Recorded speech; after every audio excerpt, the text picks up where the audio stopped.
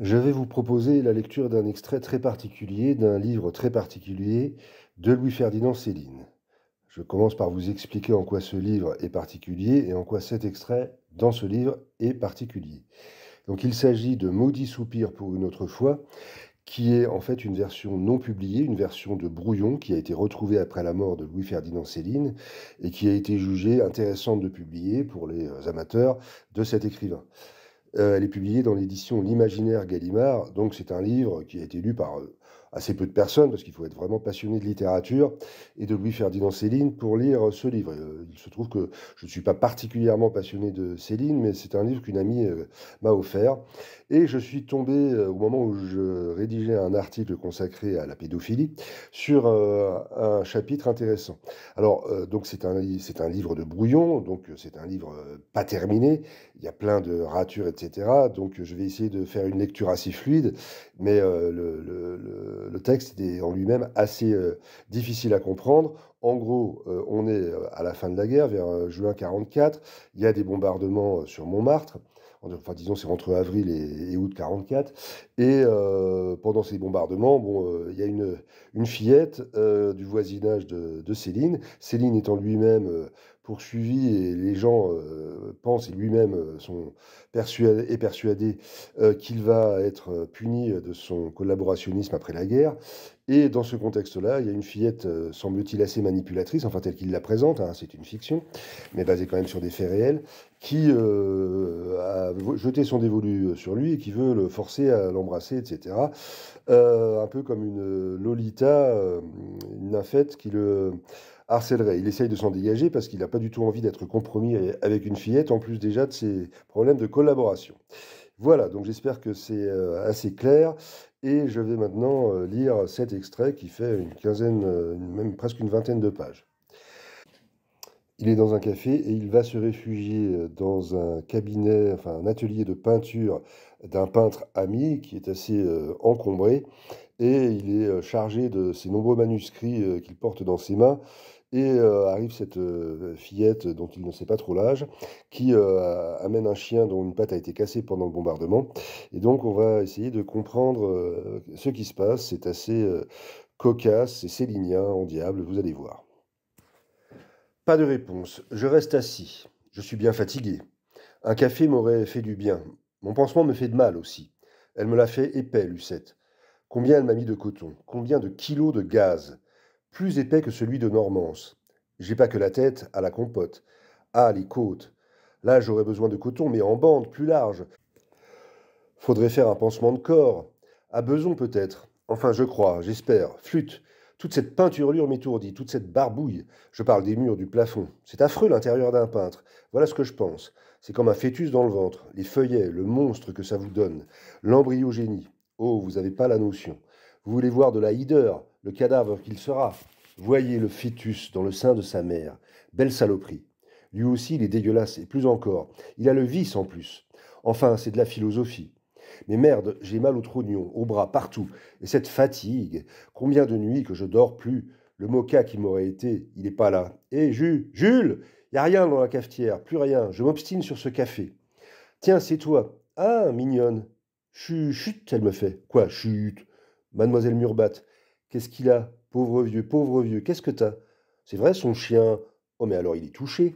Où c'est venu? Sa tête, le pauvre Klebs, sa patte, donne voir. Ah, au ventre aussi, et son œil, il gémit un peu, il est brave. Pyram, là, viens, il saigne de l'œil. Dehors. Je demande, il a rien eu sous la voûte? Je l'ai eu tout le temps à côté quand j'étais remonté. Rue d'Orchamps? C'est toi non, n'est-ce pas, c'est toi non? Et là, dis donc, pauvre bonhomme. Il vient, il veut bien, il approche sur trois pattes, la droite avant repliée. Oh, douloureuse. Je palpe tout doucement. Oh, mais enflé, il crie. Pra. Qu'est-ce qu'il a? Je vois pas de plaie. Je regarde. Il a une plaie au côté droit. Deuxième, troisième côte, mais pas à la patte. Une plaie à l'oreille aussi. Transpercée l'oreille. Où c'est arrivé? Rue d'Orchamps, c'est un obus qui est retombé. Retombé? Oui, des Allemands, il a éclaté au bout. Au bout où? Rue Gabriel, il y en a eu partout. T'étais avec lui? Ben non. Elle se dédie. Il était tout seul? Peut-être. Flûte, toi non, flûte. C'est son genre de pas répondre précisément oui ni non. Peut-être. Je la regarde là, je la regarde. Je l'avais pas bien regardée la môme encore. On est à la fenêtre, celle de la persienne arrachée. Ah, dis donc, Là, je reste baba. Dis donc, qu'est-ce que t'as foutu? Ah, son minois alors titine, les yeux faits, cernés, la paupière bleue, les pommettes sous une poudre. Pas qu'un petit peu, une épaisseur, deux taches roses crues, deux ronds, la bouche, le rouge incarnat. Double charnue, elle se les faite. Qu'est-ce que c'est foutu comme pastel? C'est du pastel? Non, mais dis-toi non. Alors même, là, comme ça, là, en situation pas à rire, je me fous à marrer. C'est du carnaval. Qu'est-ce qu'il t'a pris? Elle me saute au cou, elle se jette sur moi, tout son corps sur moi. De l'élan, je pars à la renverse. Elle se tortille sur moi de tout son corps. Elle est bien musclée, elle est dure. Je lui empoigne les fesses, les deux. C'est dur, ses cuisses aussi. Elle aura qu'à faire une danseuse. Je pense toujours à la danse. Flûte, elle me fait mal. À la tête, aux côtes, elle me tiraille.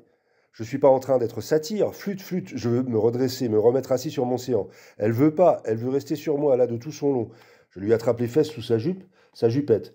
Clac, clac, son petit pantalon, clac, de ma gauche qu'elle vigoureuse. Elle tortille, gigote, elle se marre. Où que t'as pris ton rouge à lèvres? Elle me répond pas, elle m'enfonce sa langue dans la bouche. Elle est vampire. Où que t'as appris ça? Je la savais pas si salope. Le klebs, il pleure là, contre nous, contre le sofa, la patte en l'air, sa patte cassée. Elle est cassée, tu sais, toi non. Elle s'en fout, elle fait des mouvements ondulatoires, puis saccadeurs. Toute sa force. Ah, matine, matine. Flûte, elle est crapule, la môme. Mes côtes alors. Je suis comme Pyram, et mon oreille, elle m'arrache mes gaz, mon pansement à se frotter contre. Flûte des baisers. Ah, elle est en chaleur, la gamine. Quel âge que t'as? Quel âge que t'as? C'est toujours une pensée qui vient, l'âge, mineur, etc. Les complications, son père. C'est pas le moment. Flûte. Attends, Mimi, Mimi. Elle a 10, 11, 12 ans. Elle est précoce. Elle a du rein. Je sens flûte que je vais dégueuler si elle continue à me secouer la tête de baiser. C'est l'effet que ça me donne finalement. Elle souffle, elle halète, elle bande. Sur moi là, sur moi. Laisse, Mimi, laisse. Je m'incline, je me mets sur le côté un peu et puis sur elle, comme ça je la maintiens en somme. Je lui tiens les fesses. Elle continue à saccader de tout le bassin, passionnément. Elle me lâche pas la bouche. C'est l'angle qu'elle me file, tout son phare avec les plein mon pansement, plein les pommettes. Elle écarte les jambes bien larges. Je profite pour me relever, descends convenable. Zut! Quel âge que t'as? 11 ans, voilà, alors. Elle me défie positivement. Elle reste en position, jambes écartées, jupette retroussée. Vous m'avez barbouillé, docteur. Sa figure qui l'intéresse. Elle rigole. Oh, elle a un méchant rire. Elle se moque de moi. Qu'est-ce que tu t'es mis sur les joues? Ça part pas, ça part pas. Je frotte, je mets de la salive, j'en ai plein le nez, plein mon pansement aussi. Les bandes, le coton, le sang encore ça peut aller, mais de la poudre, c'est du plâtre positivement. T'as mis du plâtre? Je me regarde à la glace. Je suis Mimi, complètement barbouillée de même comme elle. Bleu aux paupières, rose aux joues, carmin aux lèvres, double triple les lèvres. Ah, je lui ai rien fait, pas touché, juste empoigné dans les fesses. Je me suis défendu en somme. Ah, matine, salement hardi. Oh, je m'en doutais, je l'avais tripoté dans le couloir, dans la loge aussi, dans l'embrouillamini des gens. Mais c'était en plein cyclone, dans le déchaînement ciel et terre, et beson. Et puis on était 20, 30, 50 sous la table, embringués. Mais là, sur le sofa à Jules, tout seul avec elle. Dis donc que j'y fais, dis donc, dis donc. Dis donc quoi qu'elle me répond, quoi docteur? Ah, c'est l'inconscience alors, je vais abuser d'une candeur. Gare, gare que j'y fais, lève-toi avec moi. C'est vrai, et Pyram, il geint, il chiale un petit peu, Pyram. Il est appuyé contre moi, sa patte droite en l'air, la patte avant. Il se rend compte. Oh, il n'est pas idiot, Pyram. Il se rend compte là que je suis médecin. Allez, allez, qu'il a l'air, comme ça, je comprends, moi, son expression. Faites-moi quelque chose à ma patte. Il me la lève, il me la donne, quoi. Oui, Pyram, oui. Je repalpe sa patte. Elle a encore gonflé un peu. Je lui effleure doucement, je lui cherche la fracture, le trait. Oh, je suis très doux à la palpation. C'est là, je l'ai, le trait. La môme, elle reste vautrée à la renverse, elle m'obéit pas. J'ai sommeil, docteur. Je vais te faire sommeil, cocotte. Elle voit que je vais pas rire. Cherche-moi des pinceaux pour qu'elle se relève. Je vais faire une attelle à ton kleps. Flûte, merde, c'est vrai, c'est son chien, Pyram, leur chien. Il a la patte cassée, t'entends? Elle obéit un petit peu, au pas vite, elle n'est pas contente du tout. Là, là, je lui montre les pinceaux. Il y en a plein un pot par terre, une sorte de vase à long col. Je veux qu'elle y aille, qu'elle m'obéisse. Prends-en 3, 4. Moi, je me rassois. J'ai un petit peu plus le droit que la môme. Je suis un petit peu plus fatigué. Il y aura encore du café. Je retourne la cafetière. Elle est sur le primus, elle est vide, bien vide. Va dans la cuisine voir un peu. C'est là sa cuisine. Enfin, une sorte de réduit en sous-escalier comme chez Madame Toiselle. Elle ouvre la porte, elle farfouille. T'en vois? T'en vois? Non, il n'y en a plus. Voilà la casserole. Elle rapporte la casserole vide. Pas tout à fait vide, il y a encore une goutte au fond. Oh, j'insiste pas. J'en trouverai, moi, j'en trouverai. Elle a pas bien regardé, c'est tout. Passe-moi les pinceaux, tu vas tenir Pyram. Comment le tenir? Sur le sofa, là, sur le dos, la patte en l'air. Je fais monter Pyram, il veut bien. Je le couche le flanc bien douillet. Là, Ça va pas être très scientifique, ce sera une méchante réduction. Faudrait l'endormir. Enfin là, je vais empêcher que ça bouge. Je vais pas la réduire, je vais fixer 2 bouts de pinceau en attelle. Il clopinera sur 3 pattes. Ce sera mieux que ce pauvre membre tordu. C'est une fracture en bois mort, c'est pas une fracture ouverte. C'est le contre-choc de quelque chose. C'est pas un éclat d'obus, l'éclat serait rentré, coupé et tout. Ça serait une plaie, pas de plaie. L'hématome. Là, sur le flanc, il se méfie pas, Pyram. Il geint, il geint. Tiens-le bien. Je veux dire les autres pattes et la tête. Ah, elle m'aide mal, elle est pas contente, barbouillée. Qu'est-ce qu'elle s'est mis comme maquillage? J'ai rien à dire, elle m'en a mis aussi plein le nez, les joues et la bouche. Qu'est-ce qu'elle m'a filé comme crème, comme carmin, comme bleu? Plein la figure. Je vois là, je me vois dans la glace. Et mon pansement, il chavire. Il tourne, mon pansement. Lucette me l'avait bien serré. Je saigne encore, j'ai des petites plaies plein de cuir chevelu. C'est les coups de pompe à loulou. L'autre maintenant, cette petite gredine qui me ravage encore, me fonce dessus, me retourne à plat, me ventouse, profite du sofa. C'est un monde. Je vois mon pansement, l'état qu'il est, tout le rouge à lèvres, aussi en plus, et la poudre en plus. Du sang, c'est joli. T'es une sacrée petite salope, tu sais. T'entends. Je peux pas m'empêcher de faire la remarque. Tout de suite des larmes, là. Elle tient Pyram, mais le long d'elle-même sur le sofa. Elle s'est recouchée pour mieux me le tenir. Les jupettes retroussées, haut. Elle pleure, pleure, avec lui. C'est joli, c'est propre. Quelqu'un entrerait. Flûte, flûte. Mon appareil à pinceau sera mieux que rien. Allez, Pyram, allez. Il comprend que je veux son bien. Il me laisse, pour ainsi dire, sa patte. Je réduis un peu sous l'œdème, un peu. Je juxtapose les fragments. Presque droits ils sont, presque droits. Oh, je procède doucement, doucement. Tu vois, toi, tu vois. On dirait qu'il se rend compte, le Klebs. Il geint, mais il retire pas sa patte. J'aurais fait ça sous chloroforme, j'avais une réduction complète. Un appareil plâtre. Il arquait presque, un appareil de marche. Ah, faut que je le fixe quand même, moi, provisoire. Provisoire, c'est des termes de la guerre 14. Des bandes, des bandes. Oh, y a pas de bande dans ce taudis dégueulasse, bariolé turne. Mal aux yeux, voilà, c'est affreux, c'est atroce, c'est tout. J'aime pas la peinture à Jules. Il peut en vendre, ce chiant-lit. Crever l'œil de client con. Voilà ce que j'appelle. Je garde mes réflexions pour moi. T'as pas de bande, toi non? T'as pas vu de bande? Il en met là pour son moignon et des watts. T'as pas vu ces bandes? Elle répond pas, elle reste couchée contre Pyram, le chien patte en l'air sur le sofa. Elle a rien de cassé tout de même, elle. Voyou de petite pelure. Oh, je vais me fâcher. Ah, des bandes, flûte des bandes, les miennes. Si je lâche le Klebs, il va rouler, il va gigoter, foutre le camp sur 3 pattes. Mais non, mes bandes. Zut, j'en aurai d'autres. Elles iront très bien pour l'attelle. Moi, j'irai Russie mon d'horreur, je me referai un turban, j'en trouverai d'autres. Ou place Constantin Pécœur. Le potard m'aime pas, mais il ne me refusera pas 2 bandes. Enfin, s'il n'est pas détruit, je veux dire incendié du phosphore. Aide-moi, toi non, prends le bout de la bande et roule tout doucement ma bande de tête. Elle veut bien m'aider. Je tire sur la gaze par centimètre. Oh, c'est collé, ça va, ça vient. Un couteau, je coupe. Ça fait assez pour une attelle. Je roule, je compresse tout doucement. Et du coton. J'ai du coton aussi en trop. Elle en a mis beaucoup, Lucette. Je me suis pas aperçu là-haut, je dormais. Il est plutôt poisseux, le coton. Il y a de tout, il est souillé de tout, de la poudre de riz, du rouge à lèvres, du noir de cils, le bleu de paupières, du sang, du vieux sang. C'est extraordinaire le sang, ce que ça vieillit vite. Ça tourne gromelot, dégueulasse, noir, le temps de réfléchir. La mère Macbeth, au lieu d'hurler qu'elle pouvait pas avoir ses clés, c'est du sang qu'elle pouvait glapir. Mon Dieu, sale petite rouille. Taille-toi, crasse, va-t'en. Tout l'univers d'hier bouillant, passant à temps en vermeil. Un moment là, crasse, minuscule, crasse. Oh, je vais pas soliloquer, moi de l'action. Allez, du coton encore. Je m'ôte 3 petits bouts de coton, j'ajuste à la pâte. Oh, Pyram est bien patient. Là, les pinceaux, le coton, les bandes. Il est appareillé en somme, le terme de la guerre 14. Si on m'appareillait aussi le bras et les côtes, moi ça me ferait du bien. Na bébête, debout! Je lui prends bien le corps, je le pose tout doucement par terre, là sur 3 pattes. Il reste la patte pansée en l'air. Oh, il se rend compte. C'est pas un véritable travail. J'aurais voulu l'endormir, j'aurais réduit la fracture. Assez enfin pour une urgence. Tu veux pas m'appareiller que je fais à toi, non? Allez, lève-toi. Elle est là, vautrée. Lève-toi. Ah, elle veut pas. Regarde-toi dans la glace. Je lui passe un miroir, un petit. Elle est barbouillée un petit peu. Tu peux pas sortir comme ça. Ah, mais ça lui plaît pas du tout, mes remarques, et que je la houspille. Elle envoie le miroir en l'air. Il se casse, il éclate. Ah, ma petite salope. Ah, dis donc, y a pas assez de démolition? Oh, je la vois buter, elle me toise, même barbouillée là, de même, des cheveux partout. Elle n'est pas jolie, elle a pas un minois gracieux, une tête plutôt plus de son âge. Mais là, pas contente, elle est tête à gifle simplement. Ses yeux bleus durs, les lèvres fermées, toute môme qu'elle soit, c'est la garcerie. Voilà. Qu'est-ce que tu veux? Elle se retire son pantalon, son slip, et elle se retrousse, là complètement. Moins de deux, et hop sur le bide, son derrière là, tout nu, exprès. J'ai des vers qu'elle me fait, j'ai des vers. Elle veut être soignée aussi, elle est jalouse de Pyram. C'est pas le moment, flûte. Je lui ai fait des traitements d'oxure, c'est ça qu'elle veut. Mais j'ai pas de calomel. Toi non, j'ai rien, voyons. Elle se fout à chialer en crise, elle gigote en plus, elle tortille. Je dirai à papa, je dirai à papa. Quoi, tu diras à papa? Oh, mais alors, je me rapproche d'elle, je me penche, elle m'attrape au cou et hop, elle me rembrasse, rembrasse. Et des langues, plein la bouche encore, les joues, la figure, et elle m'enserre de ses jambes. Oh, mais je bande pas du tout. Je dirai à papa qu'elle crie pendant qu'elle trémousse, saccade, raccrochée à mon cou et qu'elle me bourre positivement son petit potin bien à l'action. C'est vert jus, la gamine. Papa, papa, qu'elle crie. Je la viole pas, merde, pas du tout. Sucez, sucez, docteur, sucez qu'elle me chuchote. Ah, dis donc, cochon, ça c'est une émancipée un peu. Jamais j'aurais cru. Je l'ai ploté, c'est vrai, la nuit, mais pas à la sucer, bien sûr, non. Oh ah, Pyram qu'aboye. Pas méchant, pas pour mordre, mais il aboye. C'est les cris à la môme. Papa!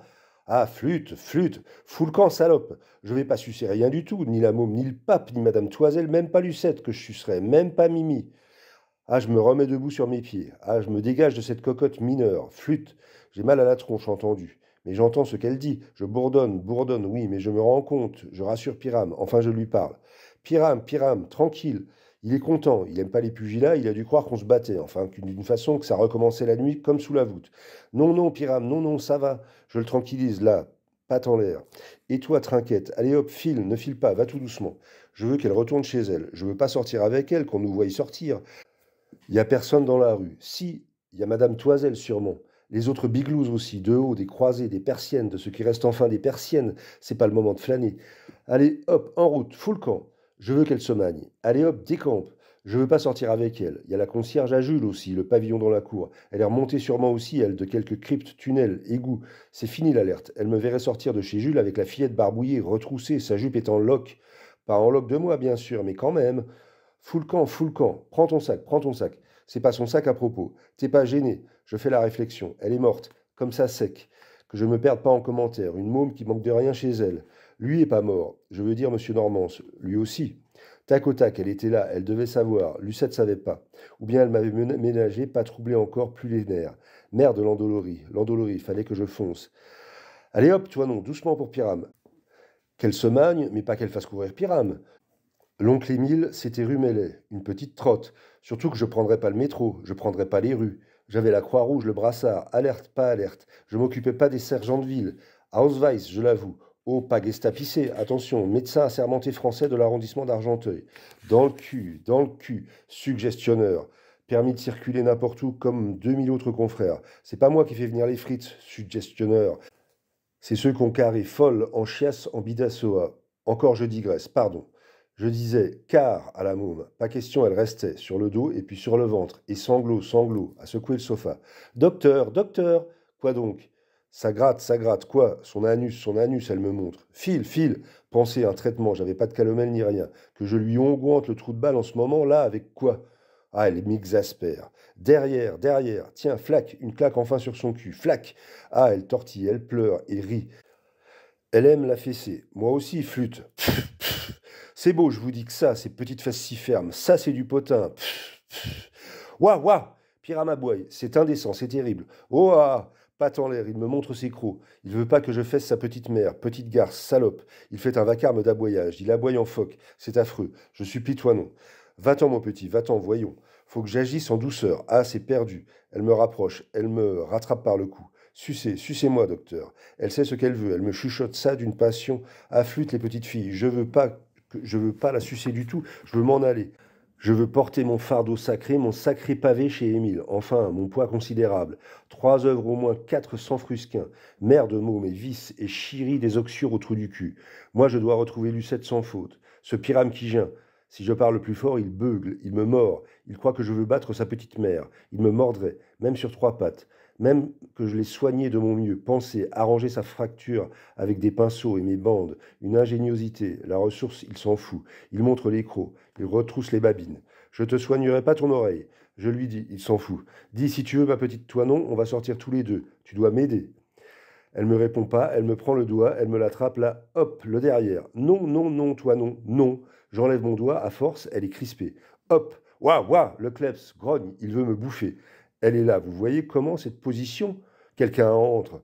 Et c'est une môme très solide. Ah, je vois, costaud, 11 ans, pardon. On bouffe chez papa, il la fouette, mais il la nourrit. Elle n'est pas privée. Il manque de rien chez eux. Ça aurait fait une petite athlète plus qu'une danseuse. Elle est trop trapue. Là, je la vois des cuisses ouvertes. Cette petite, déjà en forme, mi-garçon, mi-fille, c'est l'âge. C'est enivrant.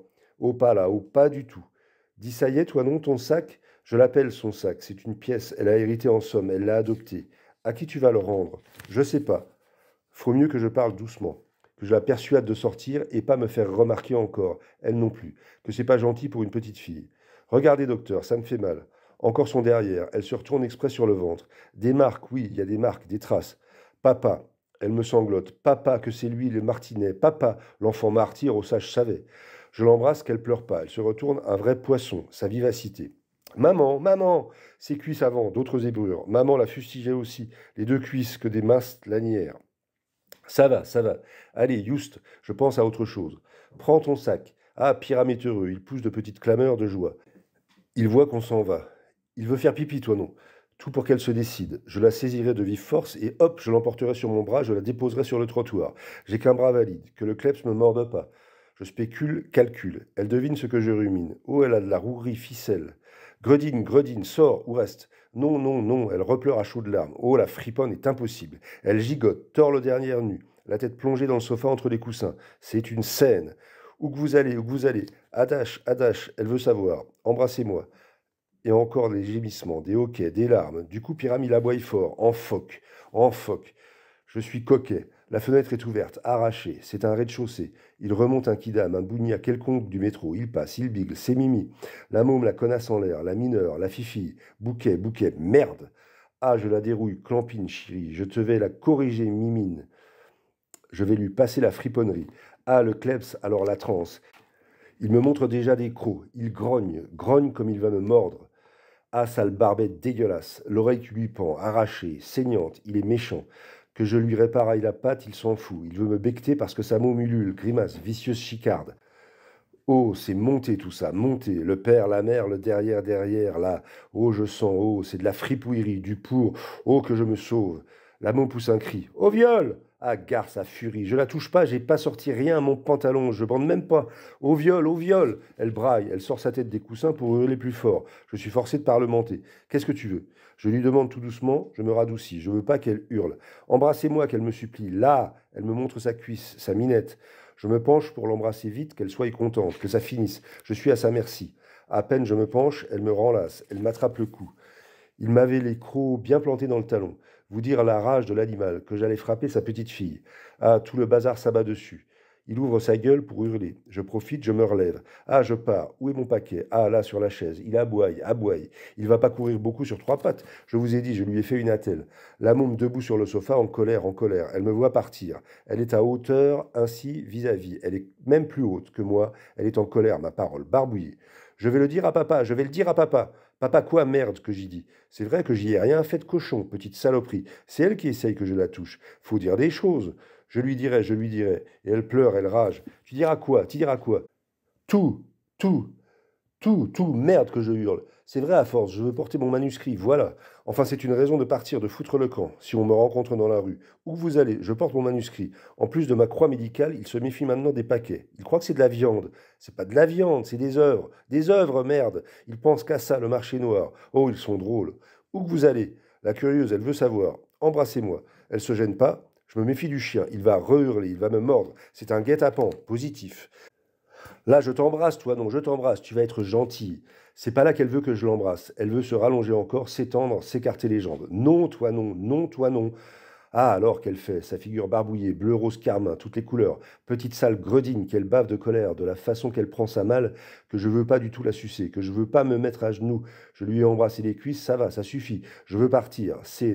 J'ai la migraine, moi, un petit peu, que je baisse la tête, je me trouve mal et le vertige, elle s'en fout. Je parlemente. J'ai mal à la tête, toi non, j'ai mal à la tête. Ah, ce qu'elle se moque, elle se moque. Faut voir cette moue, ce ricanage, c'est à gifler, à gifler. Ta tête, tête. Elle se fout de ma tête, à gifler. Pan, à gifler. C'est mérité. Pan, pan, et retour. Ah alors, un hurlement, c'est elle, c'est le chien, ils hurlent ensemble. Ils vous la couperont la tête, il vous la coupera la tête, papa. Elle crie en colère, les larmes. Cochon, cochon qu'elle m'appelle. Moi, cochon, c'est dégoûtant. que c'est une môme qu'il fait exprès. Il vous la coupera, et le ventre, et les pieds, et les coupera. La rage, elle sursaute, elle rebondit sur le sofa, en face de moi, en crise. Elle se fait bondir de colère, des convulsions de bébé, je dirais si c'était pas une fillette, et précoce, et bien décidée, hein, et prête à tout. Une garce, oh, une garce. Le kleps encore, il m'a happé le pantalon à la hanche. Ah, il lâche pas, il tortille après, il se pend, il est lourd, il est fort même sur trois pattes, saloperie. Sac, saleté, barbet, crotte, ours pourri. Tant pis, kleps, je le traîne, je m'arrache. Il m'arrache un gros morceau de froc, un autre. Il me remord, j'aurai le cul nu un moment. M'en fous. J'ai mon idée, un caractère. Dehors et c'est tout. Mon barda, et puis voilà. C'est une conjuration atroce qu'ils veulent pas que je retrouve Lucette, ni l'oncle Émile, ni rien, ni moi. La môme encore en plus, c'est deux poils au cul. Deux poils, j'y fais, deux poils, saloperie. T'as pas honte, à roquette, dévergondine. Elle me ressaute au cou, elle m'étrangle à force de tout son corps, les jambes aussi, les cuisses aussi. Elle m'enlace. Elle est attachée après moi. Et encore des baisers de bouche en plus, des baisers de langue. Son kleps, il me lâche pas le pantalon, il m'a le fond à plein croc. Je m'en fous, j'emporte tout. Le sursaut d'horreur que c'est, violer, bouffer, baiser, en plus le fond du froc ouvert. J'ai de la peine à entraîner tout, le kleps, la môme, à effort atroce. Et le bras gauche, le seul qui est bon. Sous mon bras gauche, l'énorme paquet, le poids de papier. Vous avez idée un petit peu, 3 manuscrits, 4, je dirais, sans compter la légende gaélique, mi-rime, mi-prose, que jamais personne n'a fini, assez ennuyeuse il paraît, qui est abominable de fastidiosité, de nombryomanie coiffeuse, une catastrophe noir sur blanc. Là d'avoir là le courage, qu'ils ne trouvent pas le moyen de rire, ceux qui vous aiment pas, tant et tant, ceux qui vous haïssent, que les bras leur tombent, qui désarment de l'âme que vous êtes. Enfin, n'est-ce pas, c'est intime. La confession, ça regarde personne. La voix sacrée vive, je veux dire.